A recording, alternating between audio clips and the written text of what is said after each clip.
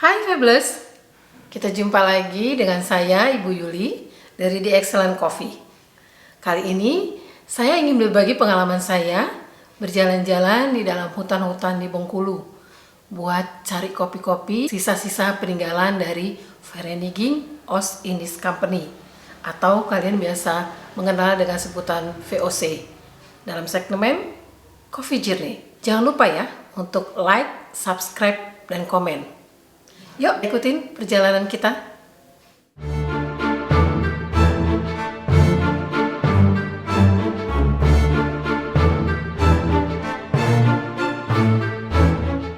Kopi Robusta pertama kali ditemukan di benua Afrika, tepatnya di negara Kongo pada tahun 1898-an. Yang saat itu Kongo masih merupakan daerah pendudukan Belgia. Kopi Robusta pertama kali masuk ke Indonesia melalui Pelabuhan Tanjung Perak, Surabaya, tepatnya pada tanggal 10 September 1900. Kemudian ditanam pertama kali di daerah Sumber Agung, Barat Daya Gunung Semeru, Kabupaten Malang, Jawa Timur. Nah, bibit Robusta ini didatangkan dari I Horticole Kolonial de Brussels, Belgia.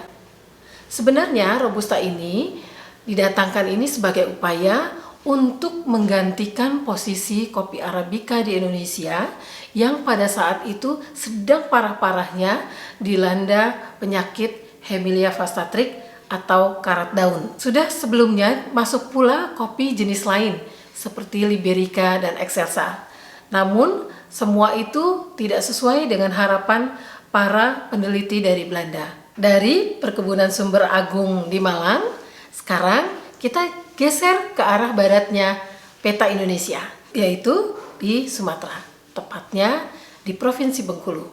Disitulah saya menemukan tanaman kopi sisa dari peninggalan Belanda yang akan kita bahas saat ini. Bengkulu sendiri sebenarnya bersama dengan Lampung dan Sumatera bagian selatan adalah daerah-daerah penghasil kopi Robusta terbesar di Indonesia yang dikenal dengan istilah segitiga emasnya kopi Indonesia.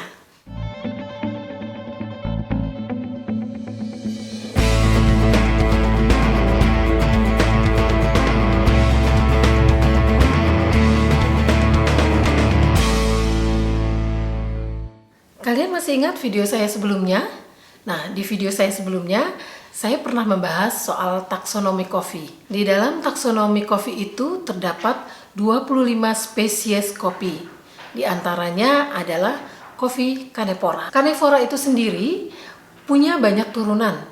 Tapi yang biasa kita kenal atau yang umumnya kita kenal adalah ada 3 varietas turunan dari kopi Cannephora, yaitu 1 varietas kopi Robusta, yang kedua adalah varietas Coilo yang biasanya kita kenal dengan istilah kopi Conilon dari Brazil. Yang ketiga adalah varietas Uganda.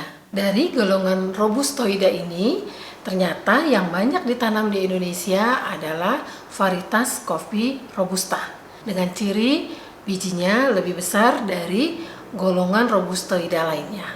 Para peneliti dari VOC itu tidak hanya membawa kopi Robusta ini, tetapi juga membawa jenis lain yang masih satu golongan Robustoida, yaitu varietas Coilo dengan ciri bijinya lebih kecil dari kopi Robusta.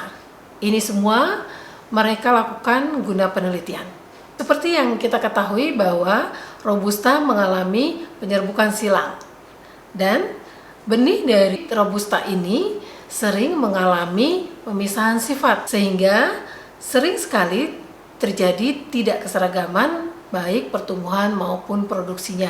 Untuk itu diambillah benih dari kebun biklonal. Maka perbanyakan dari kopi Robusta dikenal dengan istilah klon. Seperti contohnya klon BP 436, klon BP 700, dan klon BGN 370. BP dan BGN adalah merupakan singkatan. BP kepanjangannya adalah Besuki Proof Station, yang pada saat itu merupakan salah satu lembaga penelitian kopi di zaman VOC. Saat ini Besuki Proof Station sudah diambil alih oleh Indonesia dan berubah namanya menjadi Pusat Penelitian Kopi dan Kakao di Jember. Sementara BGN adalah singkatan dari Bangelen, yaitu salah satu kebun penelitian di Jawa Timur. Yuk, sekarang kita lihat video saya di mana perjalanan saya sudah mulai memasuki kebun kopi di Bengkulu. Nah, berikut ini saya sudah mulai memasuki daerah perkebunan kopi yang kebanyakan adalah kopi Robusta di kaki Bukit Kaba di Bengkulu. Daerah ini merupakan daerah subur di Provinsi Bengkulu karena masih di pinggiran hutan yang masih asri sekali, yaitu hutan Cassia Vera, dan di belakang saya tepatnya ini adalah masih merupakan hunian daripada harimau-harimau Sumatera. Ini yang saya temukan adalah varietas kopi Robusta yang tadi saya sudah sebutkan di awal, berbiji lebih besar. Ini kita sudah sampai di pinggiran hutan di kaki Bukit Kaba. Disinilah saya menemukan pohon-pohon kopi peninggalan dari Belanda saat itu. Pada video ini, saya tepat berada di pohon kopi yang sedang kita bicarakan, yakni spesies kopi Canepora. Pohon ini ternyata merupakan hasil penelitian dari para peneliti Belanda saat itu, yaitu Koilo hibrid dengan Robusta, yang kemudian dikenal dengan istilah QBGN, Koilo Bengalen. Fabulous bisa lihat dari batang tanaman pohon kopi ini terlihat sekali sudah tua, dan kemungkinan besar tanaman kopi ini sudah berusia ratusan tahun. Inilah kopi yang kita cari-cari, kopi Koilo. Tapi ternyata ini tidak murni kopi Koilo, tapi hanya merupakan hibrid Koilo dengan Robusta. Nah, Fabulous, sekarang kita tahu bahwa ternyata pada saat itu para peneliti Belanda tidak hanya membawa kopi Robusta, tetapi membawa berbagai jenis varietas turunan dari Canepora masuk ke Indonesia, seperti varietas kopi Koilo dan juga varietas Ugandai. Walaupun kopi-kopi tersebut masuk sebagai penelitian para peneliti Belanda, tapi ini pun sudah memperkaya hasanah perkopian di Indonesia. Dan ternyata spesies kopi Canepora yang masuk di Indonesia ini berbagai macam jenisnya. Tidak hanya kopi Robusta yang kita kenal, tetapi ada kopi Koilo yang sudah hibrid dengan Robusta, kemudian ada juga kopi Uganda. Selain itu juga ternyata ada juga hibrid antara Excelsa dengan Robustoida. Nah, ini kita akan bahas di video saya selanjutnya. Fabulous, kalian pasti penasaran kan? Seperti apa sih wujudnya dari Robusta hibrid dengan varietas kopi Koilo ini, yang merupakan peninggalan dari para peneliti Belanda.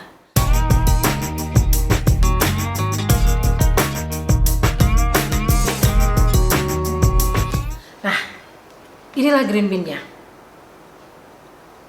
Terlihat jelas bukan bahwa walaupun ini hibrid antara Robusta dengan varietas Koilo, tapi jelas perbedaannya.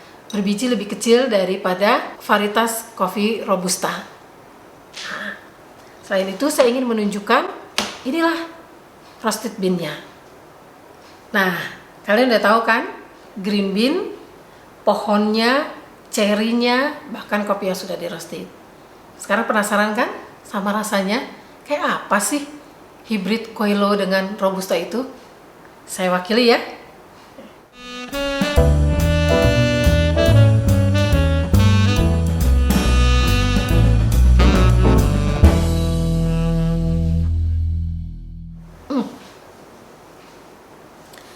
Menarik sekali. Hibrid antara Koilo dengan Robusta ini sepertinya saya bisa buat juga nih untuk manual brew, karena soft, sweet, dan coklat. Penasaran kan? Kontak di Excellent Coffee. Kita udah jalan-jalan tadi ke daerah Curug, ke Desa Lebong, terus kemudian ini di Bukit Minerba bersama The Excellent dengan Edu Coffee. Ciao, di next trip berikutnya. Join ya!